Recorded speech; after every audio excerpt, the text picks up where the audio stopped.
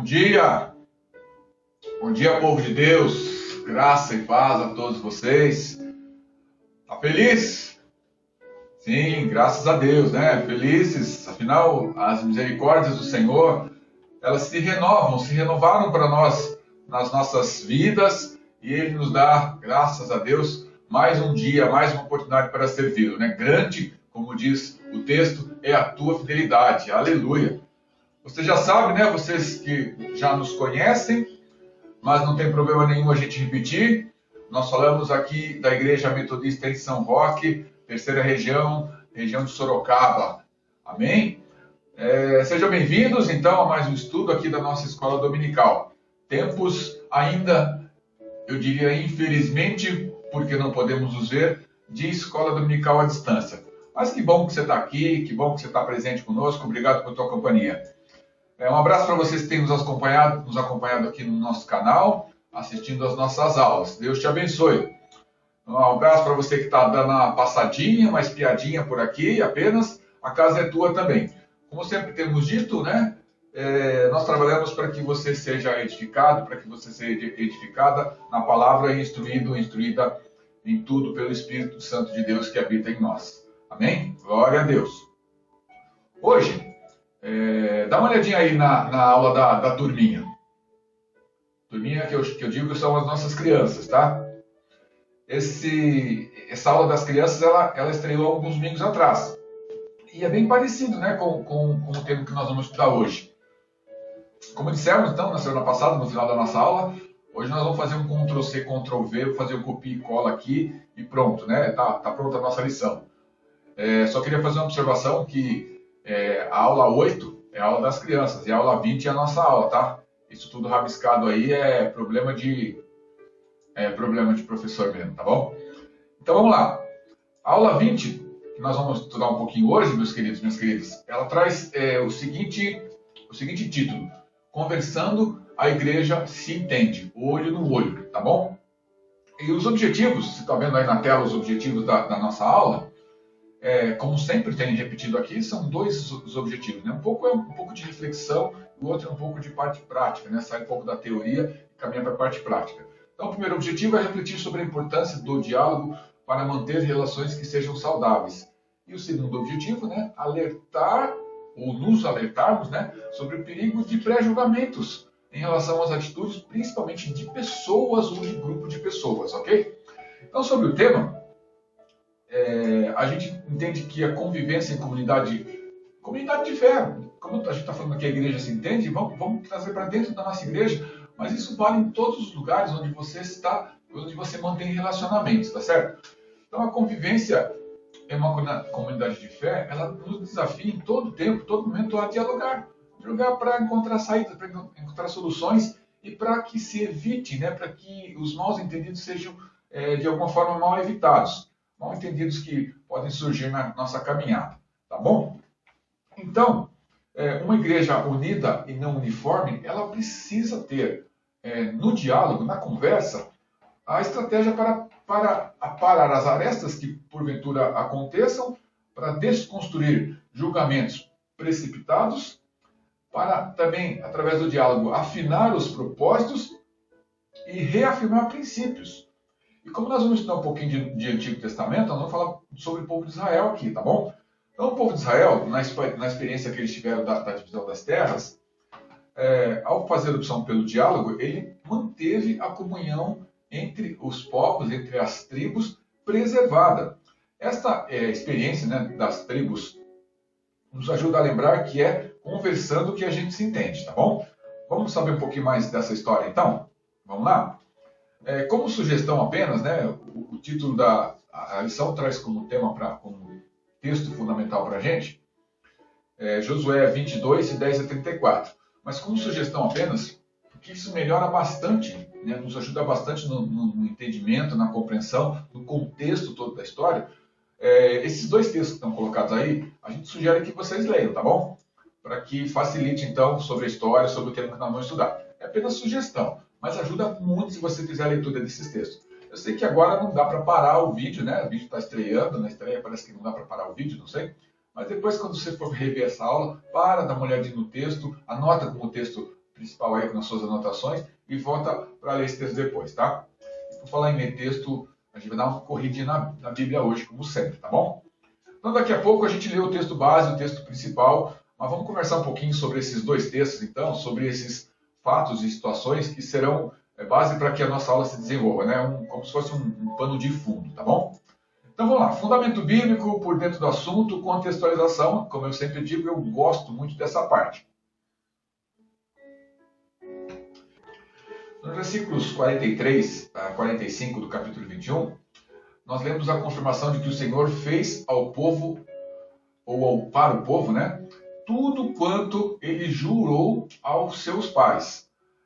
Deus não falhou em nenhuma de todas as boas palavras que ele falou para Israel, por intermédio de Moisés. Enfim, tudo se cumpriu. Vamos dar uma olhadinha? São 3 versículos, 43 a 45 do capítulo 21.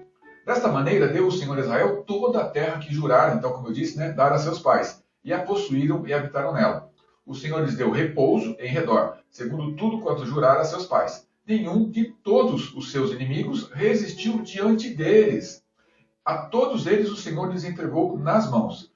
Nenhuma promessa falhou de todas as boas palavras que o Senhor falara à casa de Israel. Tudo se cumpriu, tá certo?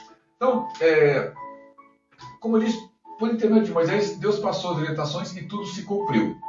Nos primeiros 9 versículos do capítulo 22, que eu pedi para você dar uma olhadinha aí, Josué está abençoando as 2 tribos e meia e permitindo então que elas voltem para casa. Mas como? Se eles estavam na terra prometida ali, por que voltem para casa? E por fim, né, o tema da nossa lição, versículo 10 a 34, que a gente já vai ler, nós temos o desenrolar desse quase conflito que aconteceu, que é o tema da nossa lição.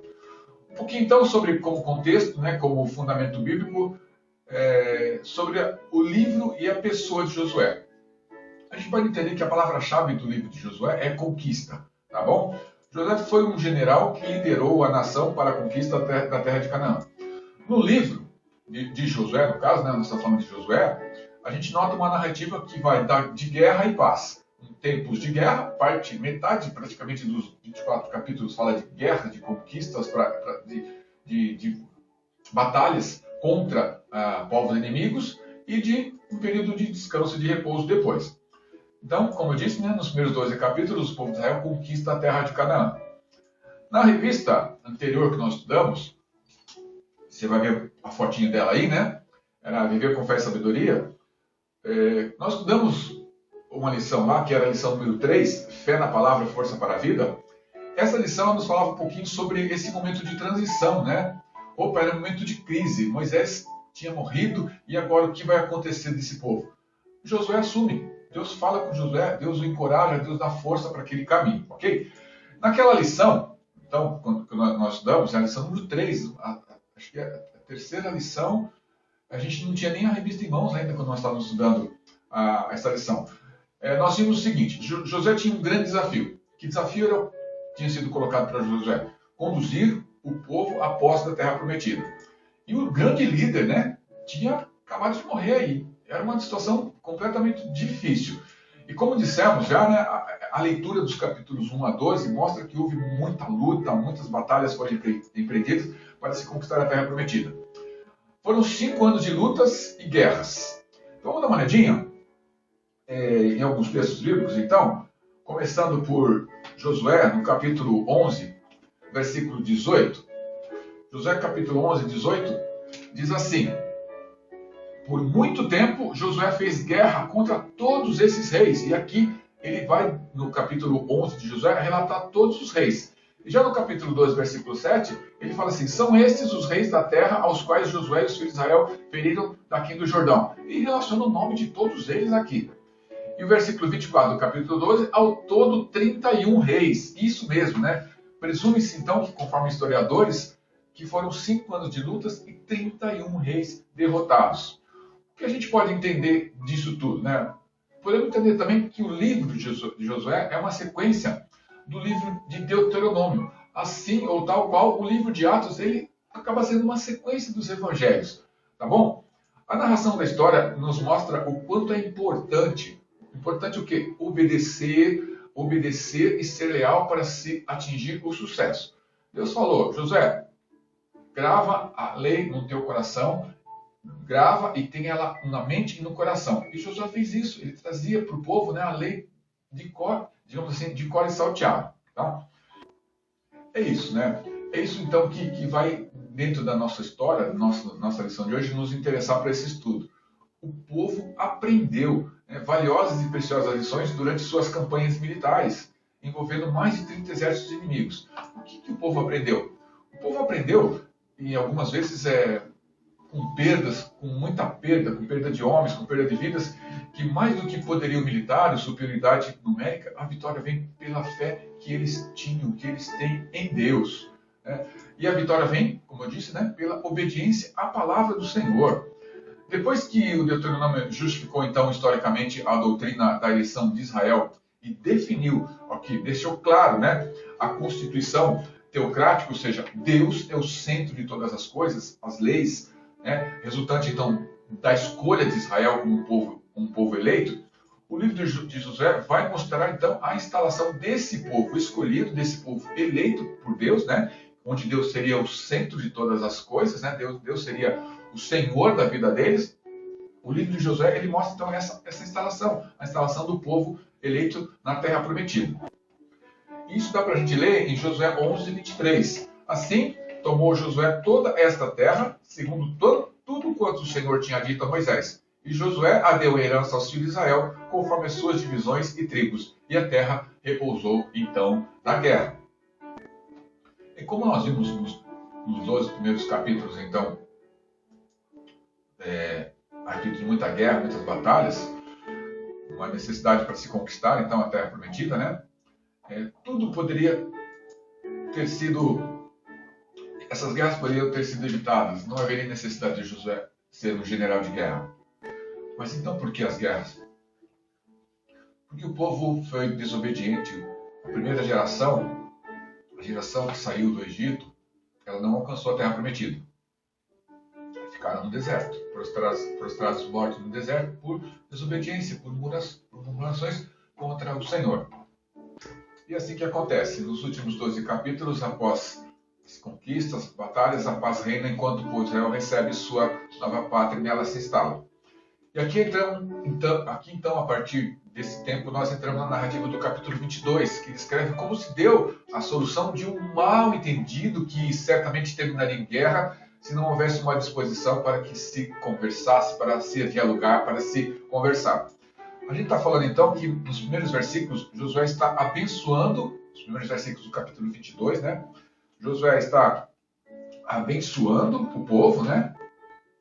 Para que eles retornem até as suas casas e despedindo as duas tribos e meia, a saber, as tribos de Gade, a tribo de Ruben e a meia tribo de Manassés, então, para que voltem para suas casas. Esse fato, a bênção de Josué, se passa por volta, guarda essa data, tá? Por volta de 1415 a.C. E a distribuição, vocês podem ler isso em número 32, né? Já havia sido feita mais ou menos no ano 1423 a.C. Sempre essa data, quando a gente coloca datas, é sempre uma data mais ou menos segundo os estudiosos, tá? Números é o livro que relata a caminhada do povo de Israel depois do seu período de permanência no Sinai. Até, então, a chegada deles ao Rio Jordão, fronteira com Canaã, a terra prometida, tá bom? No capítulo 32, eu peço que vocês leiam o capítulo 32, então, né? Há o registro dos pedidos dessas tribos, a tribo de Gade, a tribo de Ruben, para permanecer aquém do Jordão, ou seja, deixa a gente ficar aqui onde a gente está, né? Pediu para Moisés. Nas terras de Jazer e de Gileade. Eles queriam ficar ali. A razão para que eles fizessem esse pedido era porque a terra era um lugar de gado, e essas tribos, segundo o relato bíblico, tinham gado em muitíssima quantidade. Nós vamos ver alguns destaques aqui do livro de Números, né? Capítulo 32, mas eu peço para que vocês deem uma olhada com bastante cuidado, bastante carinho, então, no capítulo inteiro de Números 32, tá bom? Nós vamos fazer aqui só apenas alguns destaques desse texto, tá bom? Vamos lá. Primeiro, As tribos de Ruben e de Gade, donas de numerosos rebanhos, tá? Como eu falei, viram que as terras de Jazer e de Gileade eram próprias para a criação de gado. Por isso foram Moisés, ao sacerdote Eleazar e aos líderes da comunidade e pediram: essas terras são próprias para a criação de gado, e nós possuímos muito gado. Não nos façam atravessar o Jordão. E os seus compatriotas, Moisés falando com eles já então, e os seus compatriotas irão à guerra enquanto vocês ficam aqui? E aí vem, né, no versículo 14, de número 32, aquilo que eu considero um exemplo clássico para nós aqui, já que a gente está falando de aparências ou de dar opiniões sem a gente conhecer de fato o assunto de verdade. Moisés já faz um julgamento, um pré-julgamento, um preconceito com a tribo, né? Ele diz assim, ó, já falando para os líderes das tribos de Gade, de Ruben e a meia tribo de Manassés: e vocês estão aí, raça de pecadores, pondo-se no lugar dos seus antepassados. Ou seja, Moisés está achando que eles, como foi toda a geração anterior, a primeira geração que morreu no deserto, também estava desobedecendo a Deus, querendo não entrar na terra prometida. Então, assim, colocando-se no lugar dos seus antepassados e acendendo ainda mais a ira do Senhor contra Israel. Olha só, né? Vocês vão deixar de seguir o Senhor? O Senhor deu para nós a terra prometida. É necessário que a gente entre. Aí eles se explicam, né? Gostaríamos de construir aqui currais para nosso gado e cidades para nossas mulheres. E ele diz assim: mas nós, as promessas das tribos, né, das 2 tribos e meia, mas nós nos armaremos e estaremos prontos para ir à frente dos israelitas até que os tenhamos levado ao seu lugar. Versículo 20, depois dessa explicação, então Moisés lhes disse: se fizerem isso, se perante o Senhor vocês se armarem para a guerra, e se armados todos vocês atravessarem o Jordão perante o Senhor, até que ele tenha expulsado os seus inimigos da frente dele, então, quando a terra estiver subjugada perante o Senhor, vocês poderão voltar e estarão livres da sua obrigação para com o Senhor e para com Israel. E esta terra será propriedade de vocês. Esta terra que eles estavam ali ainda antes de atravessar o Jordão. Ok? Então é isso. Durante 8 anos, eles se instalaram ali e construíram suas cidades. Vamos falar um pouquinho, né? Por que Moisés ele tinha como importante a participação dos Gaditas, dos Rubenitas, da meia tribo de Manassés, principalmente essas duas, e também da meia tribo de Manassés, junto com ele lá na conquista da Terra Prometida. Vamos dar uma olhadinha nisso? Vamos falar então aqui sobre a capacidade bélica das tribos transjordânicas, as tribos que ficaram antes do Jordão. Vamos lá? Deixa eu falar um fato, talvez a gente entenda melhor um pouquinho isso que eu vou tentar falar agora. 1998, final da Copa do Mundo na França, Brasil contra a França. Na noite da véspera da decisão, o Ronaldo, né? O Ronaldão, fenômeno, parece que ele tem uma convulsão, ele passa mal, ele teve que ser hospitalizado. Foi um caso, segundo um jogador, acho que é o Roberto Carlos, que estava com ele no quarto, muito grave, muito feio de ver, né? E, obviamente, o Ronaldo, fomos todos pegos de surpresa, aquelas pessoas que estavam ali assistindo, esperando para assistir a final da Copa, aparece a escalação, aparece o Edmundo no lugar do Ronaldo. Então, surpresa, né? Sem o nosso principal jogador, como vamos fazer, né? Outro caso, para a gente entender um pouquinho isso. A gente aqui, Igreja Metodista de São Roque, um dia num culto ao ar livre na Praça Central, a nossa igreja estava responsável pelo louvor. E montamos o equipamento, ensaiamos, fomos lá, estávamos preparados. E momentos antes do culto começar, a abertura era nossa, cadê o vocalista principal do nosso grupo? Cadê o guitarrista que ia fazer a base do louvor? Onde estavam esses? Sumiram. Mas como nós nos sentimos sem a presença desses duas pessoas fundamentais, o vocalista e o guitarrista base? Como se sentiu Zagallo sem o seu principal jogador? É mais ou menos isso que acontece com Moisés. A razão para eles ficarem ali, como eu disse, é porque a região era muito propícia para o seu gado, para o seu rebanho. De começo, Moisés, como eu disse, né, não gostou muito disso não, né? Vocês estão aí, raça pecadores, pondo-se no lugar de seus antepassados, acendendo ainda mais a ira do Senhor contra Israel. Legal, mas depois que eles explicaram, né, prometeram ser o batalhão na frente na conquista da Terra Prometida, Moisés aceitou a proposta dessas tribos. E a gente leu isso em Números 32, versículo 17, versículo 20 até o 22. Para entender um pouquinho mais sobre isso, sobre o apelo de Moisés a essas tribos para auxiliarem na guerra, para serem homens de frente nas batalhas contra os reis daquela terra, a gente tem que ver 1 Crônicas 5. Tá? Ler esse capítulo é importante também, tá? Você pode ler, fala das descendentes de Ruben e descendentes de Gade e a história das tribos transjordânicas, as tribos que ficaram antes do Jordão. A gente sabe que o livro de Crônicas é um livro que foi escrito depois, uma narrativa bem diferente, bem depois dos fatos terem acontecido e enxertados, ilustrados, para a gente entender um pouco melhor. Então, o capítulo 5 de Crônicas, narra então a respeito dos descendentes de Ruben, o primogênito de Israel. Primogênito de Jacó, ou de Israel, como estamos falando, né? Com Lia. Por ser o filho mais velho de Jacó, receberia a bênção da primogenitura. Só que a sua desconsideração para com Deus o fez perder esse direito à bênção. Ele tinha notáveis qualidades e seu pai o considerava o mais excelente em toda a honra. E a partir do versículo 11, do capítulo 5 de 1 Crônicas, a gente vê a respeito de Gade, né? Gade foi o 7º filho de Jacó, que ele teve agora de Zilpa, a serva de Lia. Gade era, portanto, irmão de Azer. A bênção de Moisés para a tribo de Gade encontra-se em Deuteronômio, eu quero ler com vocês aqui, Deuteronômio 33, versículos 20 a 21. Moisés falando a respeito dos gaditas, da tribo de Gade, a bênção, né? De Gade disse, bendito aquele que faz dilatar Gade, ou seja, aquele que vai fazer com que Gade seja um povo conquistador, o qual habita como a leoa e despedaça o braço e o alto da cabeça. E se proveu da melhor parte, porquanto ali estava escondida a porção do chefe.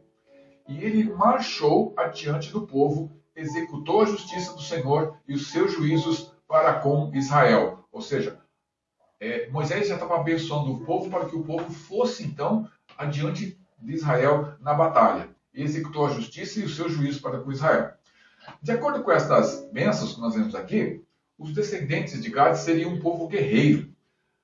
A região a eles concedida, né, na terra de Canaã,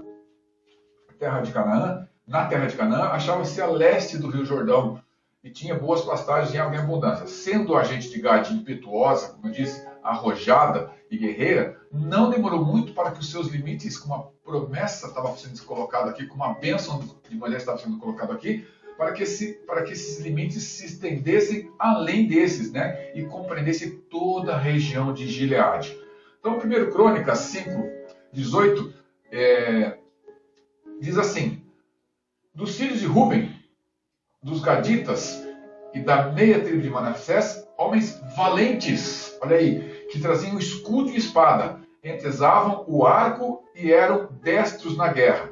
Houve 44.760 capazes de sair a combate, porque na peleja clamaram a Deus, que lhes deu ouvidos, porque eles confiavam no Senhor. Isso, amém? Amém, é isso. Por isso eles eram um povo guerreiro, por isso Moisés precisava bastante deles. Com relação a Manassés, então, falamos de Ruben, primogênito de Israel, falamos de Gade, o 7º filho de Jacó com Zilpa agora, né? E Manassés, o filho mais velho de José.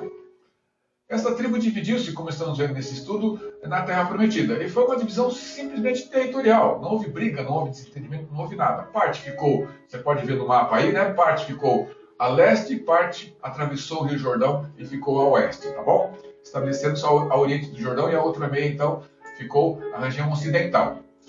Uma curiosidade aqui, né? Só para a gente entender, a respeito da tribo de Manassés, Gideão e Jefté, juízes em Israel, eles eram da tribo de Manassés. Como sabemos, a esta meia tribo de Manassés, então, se juntou a tribo de Gade e se juntou a tribo de Ruben, que são os Gaditas e os Rubenitas. E dessa junção foram separados centenas, a gente leu isso, né? De milhares de homens, conforme a Bíblia, preparados com toda sorte de instrumentos para a guerra. Por isso, meus queridos, Por isso era importante sua participação na recuperação da Terra Prometida, na reconquista da Terra Prometida, juntamente com seus irmãos israelitas. E por isso também a necessidade e o pedido de Moisés, para que eles estivessem lutando ao lado dos seus irmãos, tá bom? As tribos transjordânicas começaram bem na sua nova terra, a sua vida na nova terra. Deus as abençoou e fez delas, então, um povo numeroso e forte. Ao mesmo tempo, aquelas tribos mantiveram a sua fidelidade no início ao Senhor, clamando a Ele, e foram recompensadas com recorrentes vitórias em guerras. Tendo cumprido essa missão de, então, lutar e conquistar juntamente com seus irmãos a terra de Canaã, a terra prometida, para os seus irmãos, eles recebem então a autorização para retornarem às suas casas. Tendo cumprido essa missão, então, elas foram liberadas por Josué e abençoadas para retornar às suas próprias terras. Isso está lá em Josué, capítulo 22, eu quero ler com vocês, versículo 3 e 4. A bênção de Josué e o retorno para a casa das 2 tribos e meia. Versículo 3 e 4. A vossos irmãos, durante longo tempo, até os dias de hoje, não desamparastes. Antes, tivestes o cuidado de guardar o mandamento do Senhor vosso Deus. Tendo o Senhor vosso Deus dado repouso a vossos irmãos, como lhes havia prometido, voltai-vos, pois, agora, e ide-vos para as vossas tendas, a terra da vossa possessão, que Moisés, servo do Senhor, vos deu da além do Jordão. Então voltem para Gileade, voltem para a terra onde está instalada sua família, voltem para a terra onde vocês há 8 anos já têm cultivado, já têm preparado para o seu gado. Tá? É isso que está acontecendo aqui. Onde Moisés autorizou que eles ficassem. Tá bom? Então Josué despede e abençoa esse grupo de Canaã. E nesse pequeno discurso de despedida, ou no pequeno discurso de despedida, Josué ressalta aqui, como nós lemos, né, a fidelidade dessas tribos quanto à obediência à sua liderança, ou seja, obedecendo aos seus líderes, e ao cuidado de guardar a lei do Senhor. Exortando, então, falando, mantenham-se fiéis ao Senhor e às suas ordenanças lá na terra onde vocês vão habitar.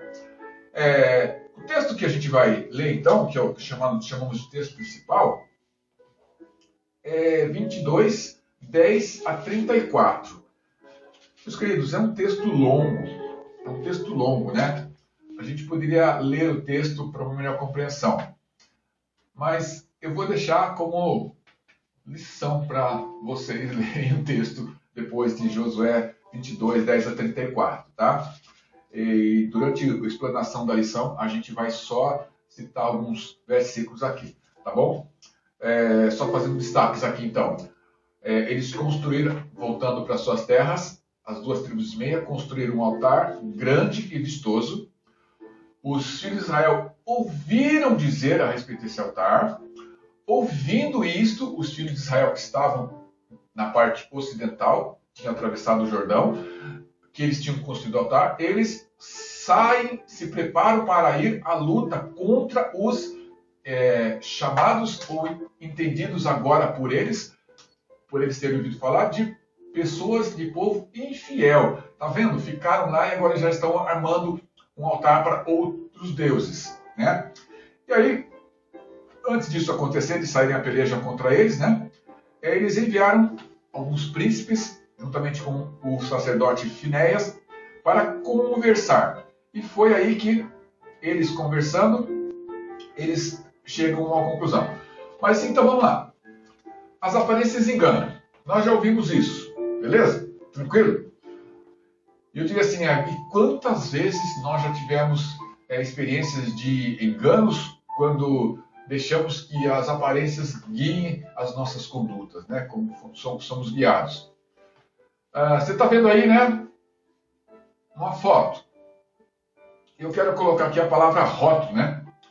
Um exemplo típico do nosso viés automático, digamos assim, é atribuir características para uma pessoa baseada muitas vezes em uma única informação que nós temos da pessoa, ou em uma única informação que os nossos olhos viram, nós recebemos essa pessoa. Por exemplo, o que significa ser um alemão? Se eu falar um alemão, você já vai pensar nas características físicas. classificado como branco, de olhos claros e cabelo loirinho. Um músico. Se eu falar músico, você já vai trazer na sua memória aí alguém que é um músico, a característica principal dele. Um médico. Você já vai, médico, um instrumento aqui, um jaleco branco, e você já vai personificando, você já vai fazendo aqui o estereótipo dessas pessoas, né? Um engenheiro, um instrumento que trabalha na mão do engenheiro, não sei o que você pode colocar lá, talvez uma trena, não sei. Enfim, você está vendo essa foto aí, ela, quando eu busquei um pouco de subsídio, eu vi essa foto aí, né? Está vendo uma pessoa totalmente descaracterizada para os padrões que nós trazemos como os padrões de um médico. No entanto, a cena que você vê aí e as ações são de uma pessoa, a meu entender, caridosa, cuidadora. E se a gente olhar só para a aparência da pessoa, todas essas tatuagens aí, pronto, já relegamos como, e rotulamos como, você que sabe, né? Então, um possível impacto desse pré-julgamento é que nós fazemos escolhas equivocadas quanto a confiar ou não na pessoa, a dar a oportunidade ou não, ou até, se no caso de uma empresa aí, né, a contratar ou não uma pessoa só por aquilo que nós vemos, sem conhecer de fato e de verdade. E eu entendo assim que o pior impacto do pré-julgamento é que nós tiramos das pessoas a possibilidade de se expressar. Por quê? Porque quando nós fazemos um pré-julgamento, um preconceito, né, a gente já põe uma barreira. E a gente não dá a oportunidade da pessoa se expressar, dela se explicar, dizer seu ponto de vista, de falar das suas motivações, porque ela fez, porque ela deixou de fazer.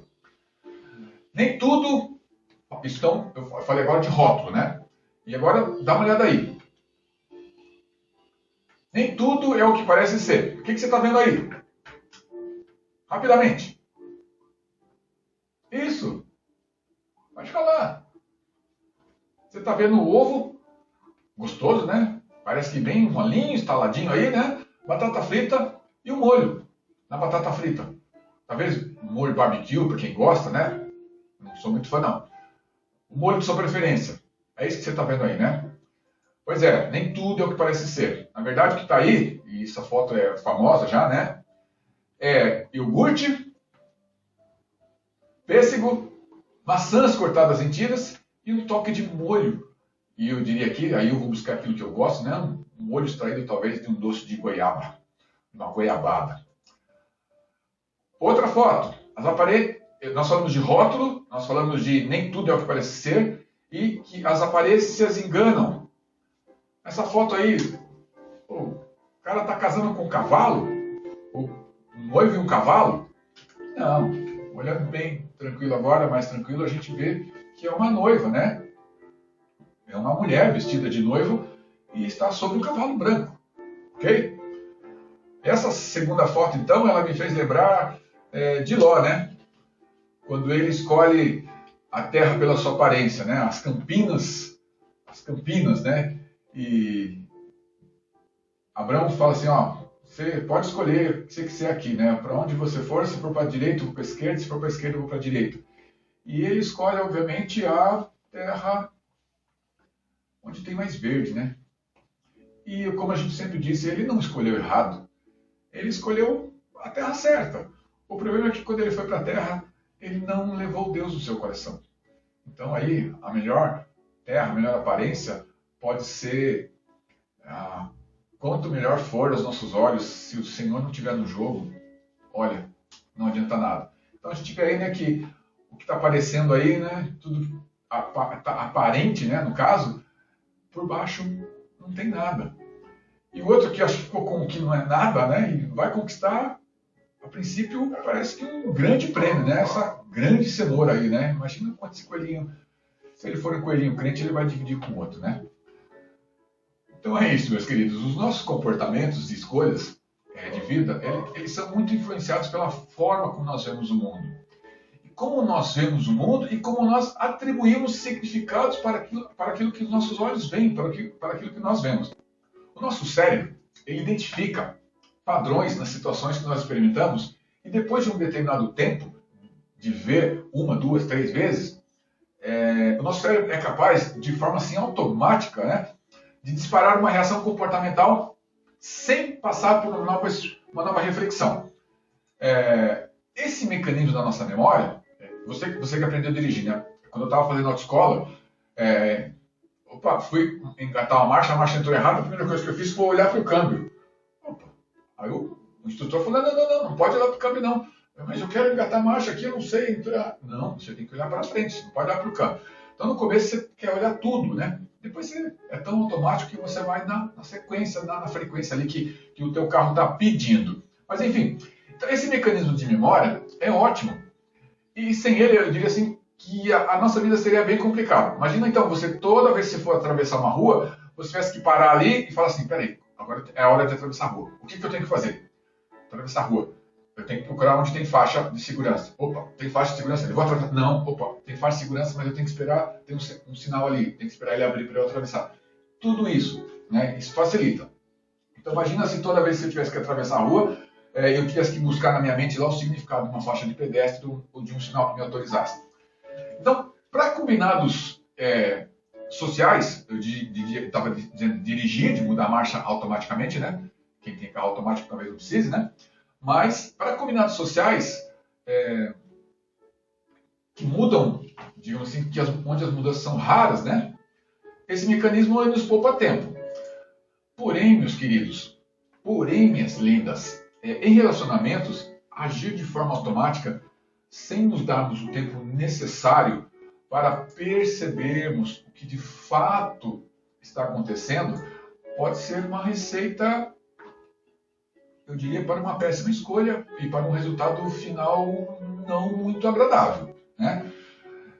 Dessa mesma forma, né, nós somos responsáveis por aquilo que transmitimos, ou apenas por aquilo que transmitimos, não por aquilo que os outros interpretam.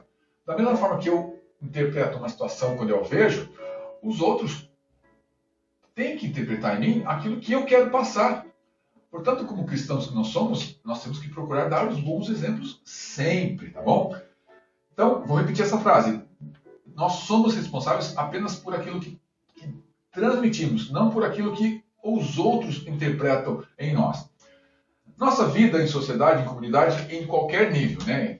Eu diria no nível familiar, no nível social, com os nossos vizinhos aqui, à frente, atrás, do lado, com os nossos amigos, nossos relacionamentos, nossa comunidade profissional. No meu caso, eu trabalho com venda externa, eu visito clientes todas as semanas, eu me relaciono com eles, né? Eu tenho os meus clientes dentro da empresa também, eu tenho os meus companheiros de trabalho, e no nosso nível comunitário também, né? Nas comunidades, e dentro dessas comunidades, a igreja. Então, a nossa vida em sociedade e comunidade, ela é muito intensa. E, às vezes, não há como escapar de mal-entendidos. Eles vão acontecer. Mas como nós vamos reagir a eles, né? A pergunta da lição. Qual a melhor estratégia para nos livrarmos de enganos advindos das aparências? Volta para Josué. Para o texto de Josué, então, comigo. Quando eles chegaram nos limites de Canaã, junto ao Rio Jordão, essas duas tribos de meia, elas edificaram um altar. E esse altar seria chamado depois de altar memorial ou altar do testemunho. Isso mesmo, altar do testemunho. A construção desse altar, ou foi a construção desse altar, que quase foi motivo de guerra entre o povo de Deus. Pois o restante das tribos, olha só, sem ver, sem saber, sem ter conhecimento, interpretou esse fato como uma ação separatista. Olha, já estão eles lá, nem chegaram lá de volta na terra, mandamos eles, abençoamos eles para voltar, essas duas tribos e meia, os gaditas, os rubenitas e a minha tribo, já estão eles aprontando com a gente, aprontando com o nosso Deus, né? O que os motivou a construir esse altar? Vamos lá, vamos entender um pouquinho essa questão do altar. O povo de Israel, talvez o povo que ficou lá tenha uma certa razão em entender por que eles estão construindo um altar, se já temos um. Vamos entender isso? O povo de Israel já possuía um altar comum para as tribos, que era o santuário de Silo, localizado nas terras da tribo de Efraim, Silo é uma cidade na região montanhosa de Efraim. Você está vendo aí a localização mais ou menos, né, no mapa, né, da cidade de Silo, onde ela fica. E ela era a capital, então, vamos chamar assim, capital religiosa de Israel nos tempos dos juízes. Ela está situada ao norte de Betel, a leste da estrada de Betel, para Siquém, e nas colinas de Efraim, tá bom? Isso sobre a localização. Essa localização você vai encontrar em Juízes 21:19, tá lá certinho essa localização do santuário de Silo, da cidade de Silo. Silo está mencionado na Bíblia como um local de acampamento para o povo de Israel, onde havia um santuário ou para a Arca da Aliança. Como dissemos, Silo estava localizada no principal caminho que vai de Betel a Siquém. Vamos dar uma olhadinha aqui, ó. Josué, capítulo 18, versículo 1. Reuniu-se toda a congregação dos filhos de Israel em Silo, e ali armaram a tenda da congregação, e a terra estava sujeita diante deles. Ou seja, em Silo, a congregação de Israel, toda acampada, armou a tenda da congregação, sendo a tenda construída sob a direção de Moisés, para, como dissemos, abrigar a arca. Segundo fontes do livro, né, do Talmud, o tabernáculo e a arca descansaram nessa cidade, nesse lugar, em Silo, por quase 400 anos. E dali só saiu quando o sumo sacerdote Samuel, quando Eli, o sumo sacerdote, morreu. Você pode ver esse registro em 2 Samuel 6:12. Então vamos lá. 18:1 de Josué, perdão. Reuniu-se ali e armaram a tenda da congregação, ano 1415 a.C. Segundo Samuel 6:12, Davi leva a arca então de volta a Jerusalém. O ano era 1016 a.C., portanto quase 400 anos. Silo foi o centro do culto israelita então, né? Onde o povo se reunia para as festas obrigatórias e para os sacrifícios, isso mesmo. Foi no tabernáculo de Silo, ou em Silo, também que os lotes, as terras foram sorteadas para as tribos e para os levitas. Olha isso. E esse foi um ato sagrado, como o local também deveria ser. Ou seja, onde Deus revelaria os lotes nos quais ele, o Senhor, iria escolher para dividir a terra entre as tribos. Vamos dar uma olhadinha nisso? É só você ir um pouquinho à frente aí. Josué 18, versículo 10. Então, Josué, ainda em Silo, tá bom? Josué lançou as sortes em Silo perante o Senhor. E ali repartiu Josué a terra segundo as suas visões aos filhos de Israel. Ou seja, Deus estava presente no, vamos chamar assim, de sorteio da terra. Olha, a tribo de Levi vai ficar, a tribo de Efraim vai ficar ali, a tribo de Manassés vai ficar ali, a tribo de Ruben vai ficar lá, e assim foi feito, tá? O tabernáculo, como dissemos, era sagrado para Israel, por ser o santuário de Deus. Tendo uma coisa, né? Essa questão do sorteio. Sorteio por orientação. A palavra sorteio é uma palavra nossa que traz aqui, tá? A palavra por orientação do Senhor. Isso foi essa distribuição das terras, um momento sagrado diante do Senhor, tá bom? O tabernáculo era sagrado para Israel, por ser, como dissemos, o santuário de Deus. Era uma estrutura compacta, portátil, que embora não passasse de uma tenda, como a gente viu aqui, né? E armaram a tenda da congregação, versículo 1 do capítulo 18 de Josué, era feita dos materiais de maior valor e melhor qualidade que eles possuíam naquela época. Essa condição de excelência era a oferta deles, daquela nação, para Deus. Em todos os aspectos, era o melhor que eles tinham para oferecer. E Deus santificou a oferta apresentada com sua aceitação divina. E ao estabelecer-se na Terra Prometida, após passar 4 décadas, ou seja, 40 anos, perambulando pelo deserto, o povo israelita finalmente tomou posse de Canaã e o tabernáculo foi estabelecido em Silo, para onde se dirigiam as tribos a fim de conhecer a vontade e a palavra de Deus. Se já havia um santuário em Silo, então, edificar outro altar e ainda mais, como diz 22:10, né, grande e vistoso, parecia uma desobediência à lei conforme está escrito em Levíticos. Vamos dar uma olhadinha em Levítico, então? 17, onde Deus está falando com Moisés, né? Para que ele falasse para o povo o seguinte.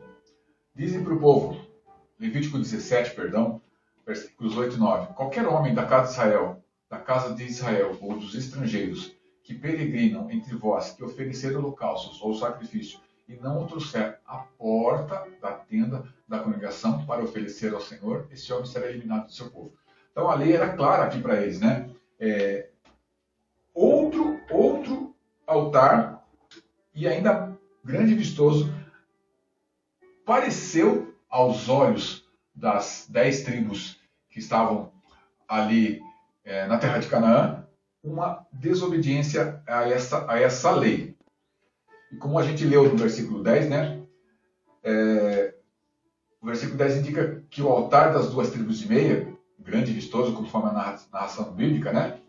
Ele foi construído na terra de Canaã, nos limites pregados com o Jordão. Esta área, conforme cita em Josué 18:17, estava na fronteira com a tribo de Benjamim.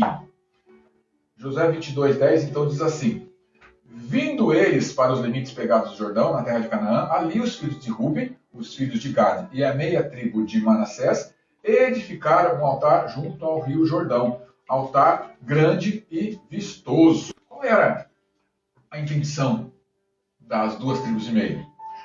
A intenção das 2 tribos e meia tinha sido outra intenção. E que intenção foi essa dessa tribo, né? O altar lá de Levítico, né, onde Moisés, segundo a orientação do Senhor, prepara o altar. Esse primeiro altar, estabelecido pela lei, ele é usado para holocaustos, para ofertas de manjar e para ofertas pacíficas. Esse altar seria e foi erigido em um lugar estabelecido pelo Senhor. Porém, o altar feito pelas 2 tribos e meia tinha outro objetivo, que não feria essa ordenança ao Senhor. Vamos dar uma olhadinha mais tranquila a respeito disso? A verdadeira intenção, então. Como prova de íntima união com as restantes tribos de Israel, as tribos que ficaram antes do Jordão, daquém do Jordão, né? Quiseram deixar perpetuado um testemunho. Um altar nas margens do Rio Jordão, antes de passar para lá. Precisamente na margem direita, na margem ocidental, na frente da terra de Canaã. Seria mais um marco do que um altar. Né? Mais um marco do que um altar. E por não conhecer essa intenção, as demais tribos então julgaram, e aí eu falo, erroneamente, né, a atitude das 2 tribos e meia e enviaram de Silo uma comitiva composta pelo sacerdote Finéias e 10 príncipes representantes das tribos para averiguar esse caso, para estudar esse caso. E aí vamos falar um pouquinho desse Finéias, esse sacerdote Finéias, né, que é o filho de Eleazar, neto de Arão. Eu quero ler com vocês Números, versículos 11 a 13. Finéias, fala a respeito de Finéias, né? Finéias, filho de Eleazar, neto do sacerdote Arão, desviou a minha ira, Deus falando, né? Sobre os israelitas, pois foi zeloso, com o mesmo zelo que tenho por eles, para que em meu zelo eu não os consumisse. Diga-lhe, pois, que estabeleço com ele a minha aliança de paz. Ó, Deus falando com Moisés a respeito de Finéias. Diga a ele que estabeleço com ele a minha aliança de paz. E que aliança foi essa? Olha só. Dele e dos seus descendentes será a aliança do sacerdócio perpétuo, porque foi zeloso pelo seu Deus e fez propiciação pelos israelitas. Ou seja, ele, você vai ler a história depois, né? Se você quiser, ele matou as pessoas que estavam oferecendo sacrifícios erroneamente ao Senhor, né? As pessoas que estavam desobedecendo à lei do Senhor. Segundo a Bíblia, homens justos, por isso o Senhor lhe perpetuou o sacerdócio e sua família. Então, na história que lemos aqui em Josué, mesmo passado alguns anos, ele é tido ainda como justo para ouvir antes de agir. E aí, homem, e aí, mulher, você ouve antes de agir? Ou você é daqueles assim, eu vou com os pés no peito, depois eu pergunto por quê? O problema era simples. Deus autorizou sacrifícios, holocaustos e ofertas em um lugar só. E se essas tribos começassem a fazer sacrifício em outro lugar, Deus não aprovaria. Mas antes de entrar no campo de batalha, ainda bem, né? Israel enviou 11 homens, 10 príncipes, um de cada tribo, mais o sacerdote Finéias, para falar com as tribos da Transjordânia. Então, Finéias e os 10 príncipes das tribos do lado do ocidente e do Rio Jordão foram incumbidos de conversar com esse povo. E o diálogo que vamos chamar isso, essa comitiva, essa comissão, estabeleceu com as duas tribos e meia, começou apontando de imediato a situação como uma situação de infidelidade.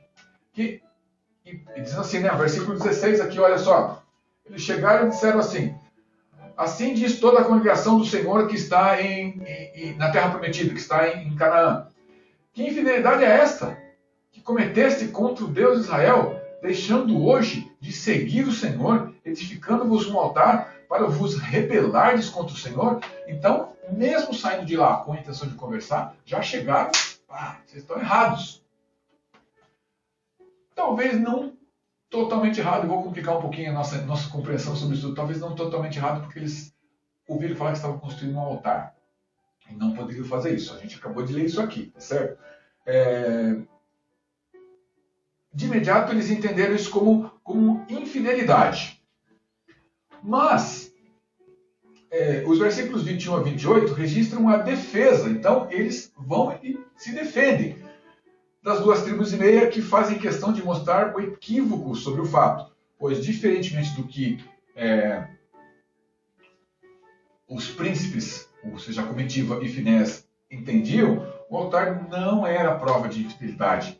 Pelo contrário, era uma forma de testemunhar a Deus, por isso ele era alto e vistoso. Vamos lá aqui, versículo 21 a 28, apenas alguns destaques. Responderam os filhos de Ruben: o poderoso Senhor Deus, ele o sabe, Israel não saberá. Se foi rebeldia, por infidelidade, hoje não seremos preservados. Senhor, pode nos consumir se nós fizermos isso por rebeldia. Se edificamos altar para nos apartarmos do Senhor, olha, que o Senhor mesmo demande de nós isso. Mas, olha, pelo contrário, fizemos por causa da seguinte preocupação: amanhã, vossos filhos talvez dirão a nossos filhos: que tendes vós com o Senhor, Deus de Israel, porque vocês estão lá na outra terra e nós estamos na terra prometida? Então foi por isso, né, que o Senhor nos colocou depois do Jordão e vocês para cá. Nós dissemos uns aos outros aqui, Gaditas, Rubenitas e a tribo de Manassés: vamos preparar, vamos edificar um altar, não para holocaustos, nem para sacrifício, mas para que entre nós e vós e entre as nossas gerações seguintes, depois de nós, nos seja testemunha esse altar, e possamos servir ao Senhor diante dele com os nossos holocaustos e os nossos sacrifícios e as nossas ofertas pacíficas. E para que vossos filhos não digam amanhã aos nossos filhos: vocês não têm parte no Senhor. Vede o modelo do altar do Senhor que fizeram nossos pais, não para holocausto, nem para sacrifício, mas para testemunho entre nós e vós. Longe de nós o rebelar-nos com o Senhor. Essa foi então a justificativa, né? O relato das duas tribos e meia diante da comitiva. Então, após esse esclarecimento, após esclarecida a motivação e o propósito da construção do altar, Finéias reconheceu que não havia e não houve infidelidade por parte das duas tribos e meia. E ainda, né, declarou, né, Finéias: sabemos que o Senhor está entre nós, reafirmando a unidade de Israel com o povo. O altar recebeu, então, a partir daquele instante, o nome de altar de testemunho, segundo o propósito para que foi criado. Qual o propósito? Testemunhar entre os povos e as gerações futuras que o Senhor é Deus. E aí, queridos, foi a conversa, foi o diálogo, foi o olho no olho que trouxe esclarecimentos, paz, e levou Israel a bendizer conjuntamente as 12 tribos o nome do Senhor. Tá? Então, dando-se por satisfeitos, os filhos de Israel, a comitiva, levou isso ao conhecimento das 10 tribos, e eles desistiram de lutar. A palavra traduzida por satisfeitos, né, no versículo 33, tem no original o sentido de olhar, né? A revista está dizendo para a gente. Ficaram satisfeitos porque foram conferir. E aqui não tem nada a ver com Tomé, que quis ver para crer. Na verdade, eles não quiseram ver para crer. Eles quiseram ir lá para se certificar o que nós devemos fazer diante de algumas situações. Né? Eu ouvi falar, me disseram, opa, tá certo isso? Vamos ver. As peneiras de 1 Coríntios 6.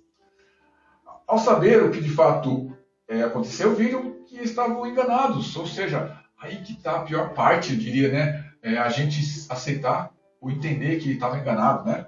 E tudo ficou resolvido.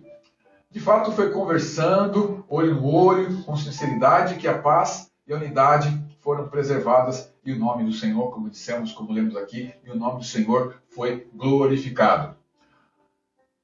Os objetivos da nossa lição, o segundo objetivo era, dá uma olhada aí, só no segundo, alertar sobre o perigo do pré-julgamento em relação às atitudes de pessoas ou de grupos de pessoas. Esse episódio, então, entre as tribos, ele precisa nos ajudar a pensar que é comum que as discordâncias apareçam na igreja, né? O tipo de lição é conversando que a igreja se entende. Mas o modo como lidamos com elas, né, com as discordâncias, faz toda a diferença para que a paz e a unidade sejam preservadas. E aqui eu tenho que dizer que a nossa igreja, ela não é uma igreja democrática. Opa! Não, nossa igreja ela é uma igreja democrática sim, mas acima de tudo ela é uma igreja conciliar. Na democracia, quem tem mais votos é o que vence, vamos dizer assim. Na nossa igreja, na igreja metodista, a igreja é conciliar. Ou seja, no momento de concílio, no momento de discussão, de conversa sobre determinado assunto, não vence quem tem mais votos, vence, ganha todo mundo. Porque aquele que teve a sua ideia rejeitada, não aprovada, ou fica para o momento posterior, ele é trazido ao grupo entendendo assim, ó, você está entendendo que nós estamos aqui conciliando e que passou a ideia A e não a ideia B, mas vocês que votaram na ideia B, não fiquem preocupados. Nós somos uma igreja, vamos caminhar com a ideia A todos juntos, amém? Isso é uma igreja conciliar, tá bom? E com relação a esse objetivo, então, assim como Finéias parou para ouvir a resposta, muitas contendas, muitas discussões, estou falando de igreja, tá? Poderiam ser evitadas se todos nós tivéssemos essa mesma paciência e justiça de ouvir o primeiro. Mas, infelizmente, muitos fazem acusações contra outros e não se preocupam em ouvir as suas respostas, as suas motivações. Mas nós precisamos ser diferentes, nós crentes, né? Mesmo que os desafios do nosso dia a dia envolvam as mesmas questões de justiça, nós devemos refletir bem nos ensinamentos de Deus e nos exemplos para saber como agir. Então, já que essa já é a segunda parte do nosso objetivo, né, que é a parte que nós chamamos de parte prática, né? Vamos ver algumas aplicações que a gente pode ter aqui a respeito de como evitar essa questão dos pré-julgamentos. Em primeiro lugar, nós precisamos conhecer os fatos. Agir precipitadamente não é prudente, principalmente com relação a assuntos que dizem respeito a outras pessoas. Não é conveniente nós falarmos do que não sabemos com exatidão ou julgar a partir de informações parciais. Antes de agir, antes de reagir diante de notícias que chegam, é preciso averiguar os fatos. Já falamos isso algumas lições atrás, né? Quanto mais informações verídicas tivermos, melhor será o nosso conhecimento e discernimento para tomar decisões. Outra parte importante, né? Disposição ao diálogo. Muitas vezes nosso zelo, vamos colocar aqui entre aspas, pelas coisas de Deus, nos coloca contra quem mais Deus ama, ou seja, as pessoas. Eu quero porque Deus mandou, porque não, e eu vou contra as pessoas. Por causa do zelo pela lei, Israel ficou muito próximo, olha aí, né, de matar parte do seu próprio povo. E a guerra mesmo, eles estavam preparados para a guerra. Até que alguém falou assim, opa, vamos lá ver o que está acontecendo antes de qualquer coisa. E mandaram a comissão para lá. Mas dialogar, como dissemos, né, ajudou os líderes a entenderem as reais intenções da construção do altar. E é assim que deve ser. Como já afirmado em outras lições dessa edição, o diálogo, queridos, o diálogo é fundamental para quê? Para a resolução de conflitos pessoais e comunitários. O diálogo esclarece, acredite, né? Fatos e intenções e estabelece decisões e mudanças quando elas são necessárias, de forma mais consistente. E aí com a participação de todas as partes. Para isso, né? Para que haja o diálogo, o respeito precisa prevalecer mesmo que haja discordância. Somos conciliares, amém? É Deus que opera as transformações necessárias nas circunstâncias dos nossos corações. E o que cabe a nós? Então, o amor, a disposição de caminhar junto e a oração. Para quê? Para que a vontade do Senhor prevaleça. Terceiro ponto, e aqui é o ponto, você quer ter razão, você quer ser feliz. Aprender a ceder e aceitar o que ouvimos. Então, depois de verificar o que estava acontecendo, as 10 tribos se deram por satisfeitas, né? Nós vimos aqui, né? Satisfeitos, eles viram, né? Eles olharam, eles entenderam. Foi olho no olho, né? Muitas vezes, mesmo depois de escutarmos a outra parte implicada, né?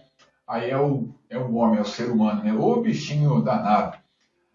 A outra parte implicada na história, temos dificuldades em renunciar aos juízos prévios que nós estabelecemos, em mudar de opinião, em assumir os equívocos, nossos erros, nossos pensamentos errados e nos desculpar para, consequentemente, seguirmos adiante reconhecendo a beleza da ideia ou do projeto do outro, certo? É isso. Mas eu vou dizer para você, não se prive, né, de vivenciar em amor novas experiências de aprendizagem por causa de birra, por causa de ficar dando murro em ponta de faca, tá bom? E estamos finalizando, né? Para a gente finalizar, mais 2 fundamentos aqui, mais 2 aplicações. Nós temos que obedecer a Deus antes de tudo. Deus é mais importante do que homens, do que os homens dizem, do que as pessoas dizem. Se Deus fala no seu coração, haja conforme Deus está falando para você, tá? Deus é mais importante do que amizades, do que relações familiares, do que qualquer tipo de relação. Deus quer também homens de sabedoria que ouvirão antes de agir. E aí eu trago um texto para a gente, né? Tiago 1,19. Vocês sabem essas coisas, meus amados irmãos.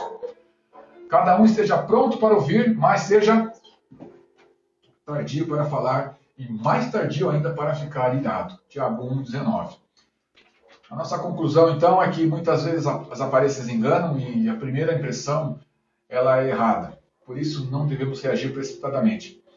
Não devemos reagir precipitadamente às notícias que recebemos, especialmente quando se trata de atitudes de outras pessoas ou grupos. A maturidade, né, nos relacionamentos, né, afinal de contas, nós temos que nos preocupar com as outras pessoas, porque relacionamentos interpessoais é do que se trata aqui a nossa unidade da nossa revista. A maturidade dos relacionamentos requer 1. Disposição para a aproximação. 2. Busca sempre da verdade. Vamos conversar, vamos chegar no consenso. 3. Respeito pelo outro. Não gosto do projeto, não gosto da ideia. Vamos conversar. Vamos ver o que é melhor. E 4. Superação das diferenças. É isso, conversando a gente se entende. O exemplo dos israelitas, assim como as orientações de Jesus, nos mostra que o caminho é aproximação, conversa, sondar as intenções e valorizar o que é importante. Isso mesmo, né? Finalizando, então, o apóstolo Paulo, ele esclarece que a igreja, nós, né, a igreja, nós não estamos envolvidos numa guerra particular, mas nós estamos envolvidos numa guerra espiritual.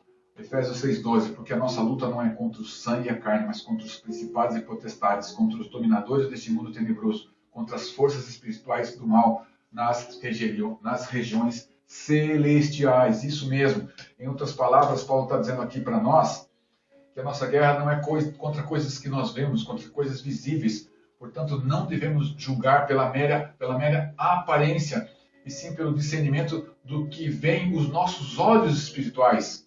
Nossa guerra é de natureza espiritual, contra espíritos enganadores que gerenciam a maldade em todas as suas expressões. Para fazer julgamentos justos,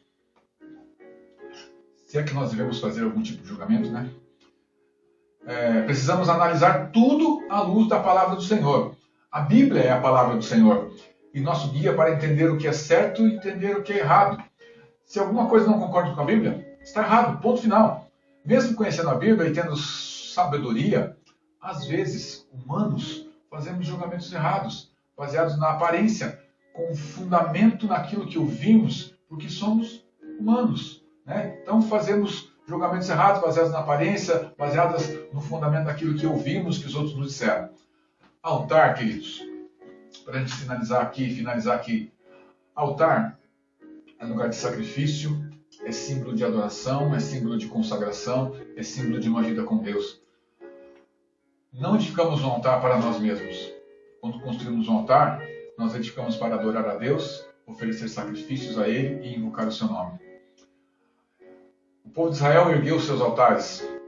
Abraão ergueu altares ao Senhor. Paulo consagrou marcos de altares ao Senhor. Porém, nos dias de hoje, eu diria que nós precisamos sim buscar ter uma vida como a de Abraão, levantando altares de adoração a Deus, nos entregando totalmente à sua vontade, sabendo que Deus sempre tem o melhor reservado para cada um de nós, amém? Por isso, tudo o que Deus quer é um coração verdadeiro diante dele. Um coração que busque sempre obedecer a sua palavra, viver uma vida de santidade e fugindo da aparência do mal. E assim, vencendo o pecado que tão perto nos cerca, nos rodeia. Amém, meus queridos? Amém, minhas lindas? Você é altar do Senhor, edificado em Jesus para ser adorador e adoradora do Senhor. É isso, queridos. Finalizamos aqui a nossa lição, a nossa aula de hoje. Com esses ensinamentos de hoje, eu tenho certeza que nós progredimos um pouco mais no nosso caminho para a maturidade cristã.